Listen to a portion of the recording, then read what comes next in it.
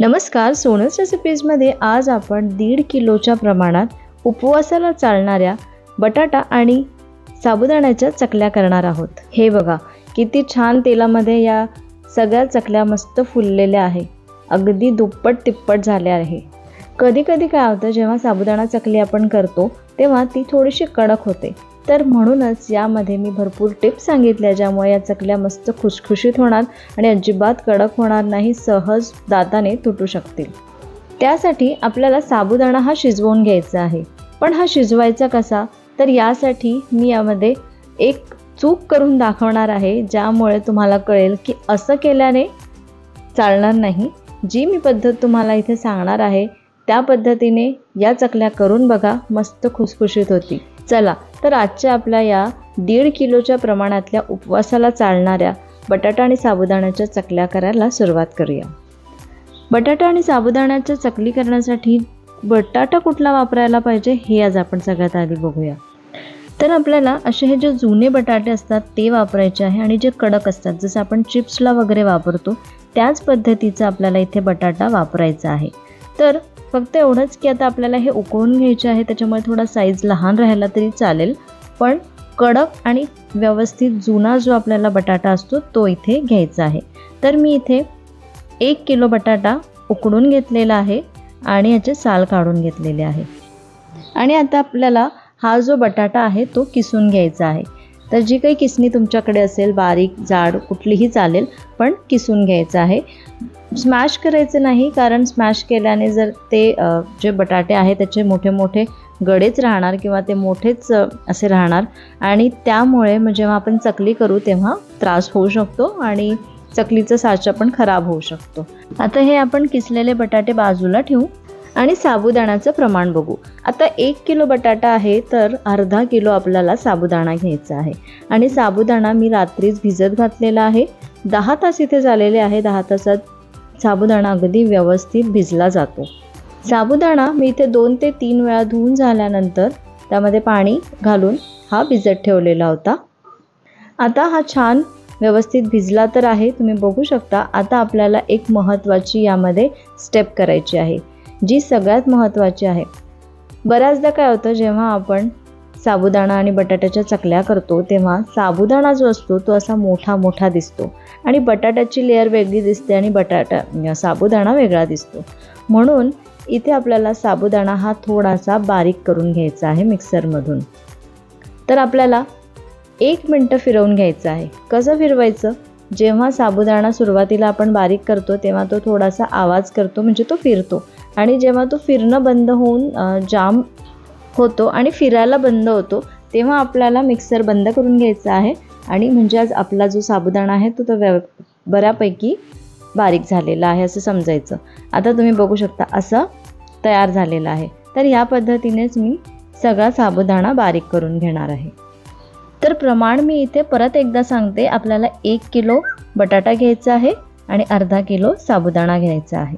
हे बघा दोन्ही पण तयार झालं। आता यामध्ये आपल्याला मीठ घालून घ्यायचं आहे चवीपुरतं, त्यानंतर जिरे घालायचे आहे आणि थोडंसं मी इथे तिखट घालणार आहे, म्हणजे 1 टेबलस्पून। आता मीठ जे आहे ना ते अगदी व्यवस्थित थोडंसं हे खाऊन बघायचं, चाखून बघायचं, व्यवस्थित मीठ असेल तर समजायचं की मीठ बरोबर आहे। नाहीतर कधी कधी काय होतं, वाळल्यानंतर किंवा असं वाटतं की वाळल्यानंतर ते खारे होणार, थोडंसं मीठ जास्त होईल, तर असं होत नाही। जेव्हा तुम्ही चवीला खाऊन बघाल आणि व्यवस्थित मीठ थोडंसं अलोणं राहिलं पाहिजे, म्हणजे अगदी मीठ जास्त नका टाकू, पण थोडंसं मीठ कमी राहिलं तरी चालतं, पण अगदी कमी नका करू, कारण मग काय होतं त्या चकलीला अजिबात टेस्टच लागत नाही। तर इथे मी 1 टेबलस्पून जिरे आणि 2 टेबलस्पून थोडंसं तिखट घालून घेतलेलं आहे। तिखटाचं प्रमाण तुम्ही कमी जास्त करू शकता आणि जिरेचं पण प्रमाण कमी जास्त करू शकता। आता आमच्या घरी म्हणजे माझ्या मुलाला जिरे आवडत नाही, पण त्याला या चकल्या खूप आवडतात, म्हणून मी इथे जिरं थोडंसं घातलेलं आहे। आता याला या पद्धतीने मस्त मिक्स करून घ्यायचं आहे, अगदी एकजीव करून घ्यायचं आहे।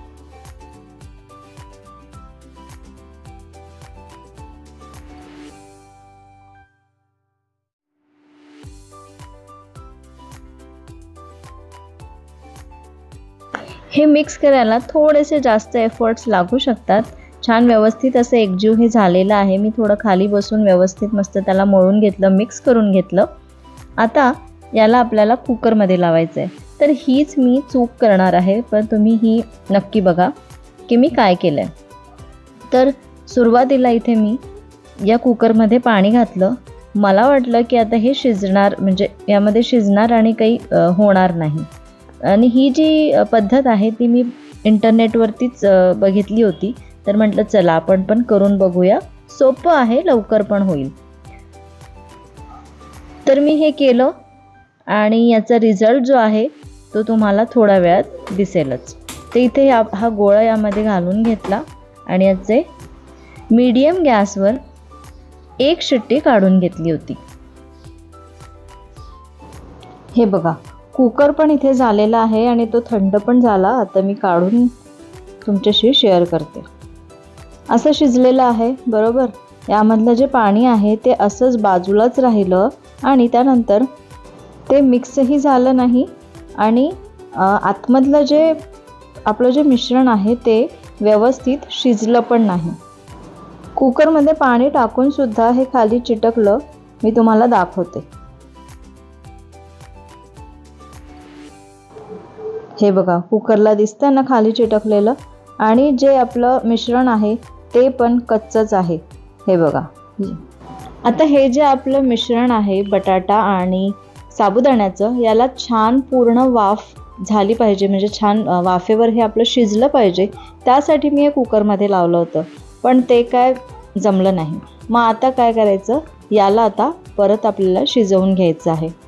तर थोडं थोडं पाणी घालायचं. तर मी सुरुवातीला 1 ग्लास घातला होता कुकरमध्ये पाणी. आता आपल्याला परत 1 ग्लास थोडं थोडं, एकदाच न घालता थोडं थोडं पाणी घालून आपल्याला हे शिजवून घ्यायचं आहे. तर गॅस अगदी कमी ठेवायचा, झाकण ठेवायचं, हलवायचं, परत ठेवायचं, असं 2 ते 3 वेळा करून घ्यायचं आहे. तर या पद्धतीने आपण हे 10 मिनटं शिजवून घेऊ. हे असं जेव्हा आपण शिजवतो तर साबुदाणा आहे तो पण छान शिजतो आणि जेव्हा आपण ह्या चकल्या तळतो तर तो साबुदाणा असा कच्चा कच्चा लागत नाही आणि चकली पण छान तेलामध्ये फुलते. हे बघा, कमी गॅसवर मी हे 10 मिनटं शिजवून घेतलं आणि आता याला मी झाकून परत 10 मिनटं याला वाफेवरच ठेवून दिलं होतं. गॅस बंद केला होता. आता तुम्ही बघू शकता हे जे आपलं चकलीचं आपलं जे मिश्रण आहे ते तयार झालेलं आहे, छान व्यवस्थित शिजलं आहे. आता आपल्याला याच्या चकल्या तयार करून घ्यायच्या आहेत. तर ह्या थोड्याशा गरम असतानाच आपल्याला करायचं, अगदी गरम नाही पण कोमट असतानाच आपल्याला इथे चकल्या तयार करून घ्यायच्या आहे. त्यानंतर मी इथे टेरेसवर आली आहे आणि खाली एक छानशी साडी टाकली.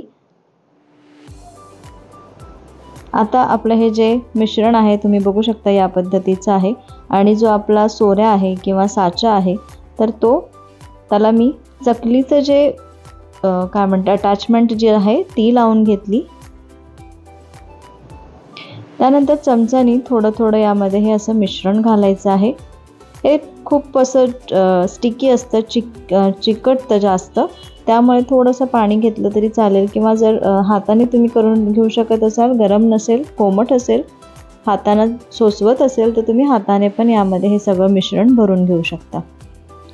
तर या पद्धतीने हे भरून घेऊ आणि जे पातेलं आहे किंवा जे आपली कढई आहे ती बाजूला ठेवू आणि त्याला झाकून ठेवू, म्हणजे ते गरम राहील. आणि आपल्या साच्याचं झाकण व्यवस्थित बंद करून चकल्या तयार करायला घेऊ.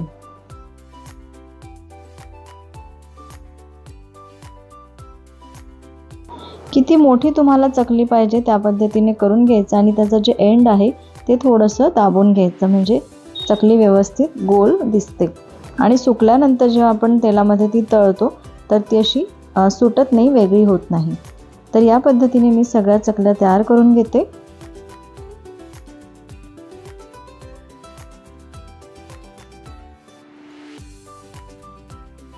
हे बघा, आपल्या सगळ्या चकल्या तयार झालेल्या आहे. आता आपल्याला याला 2 ते 3 दिवस छान कडक उन्हामध्ये वाळवायचं आहे.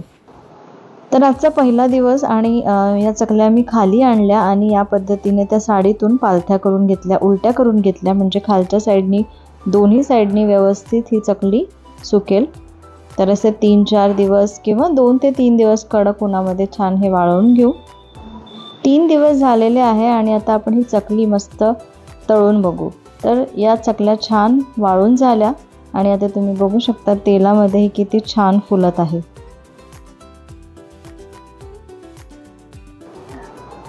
अजून आपण थोड्याशा या चकल्या तळून बघू। हे बघा मी एका वेळेस 2 चकल्या तळत आहे, तरी पण किती छान या मस्त फुललेल्या आहे। तुम्ही बघू शकता तेलामध्ये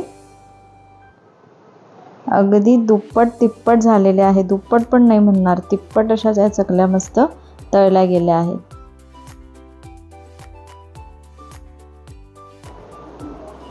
हे बघा मी कंपेअर करून दाखवते आपली आधीची चकली जी वाळलेली आहे आणि तळल्यानंतर तिचा किती मोठा आकार झालेला आहे। मस्त फुलली आहे ना ही आपली बटाटा आणि साबुदाण्याची चकली। तर माझ्या या पद्धतीने ही बटाटा आणि साबुदाण्याची चकली नक्की करून बघा आणि यामध्ये ज्या की मी टिप्स सांगितलेल्या आहे आणि जी चूक केलेली आहे, तर चूक जी केली आहे ती करू नका आणि ज्या टिप्स सांगितल्या आहे त्या नक्की लक्षात ठेवा। उन्हाळी वाळवणातील अजून एक पदार्थ म्हणजे बटाटा आणि साबुदाण्याची चकली नक्की करून बघा आणि मला कमेंट करून नक्की सांगा। हा व्हिडिओ आवडला असेल तर लाईक करा, शेअर करा आणि सबस्क्राईब करायला विसरू नका। पुन्हा भेटू अशाच एका मस्त रेसिपी सोबत, तोपर्यंत धन्यवाद।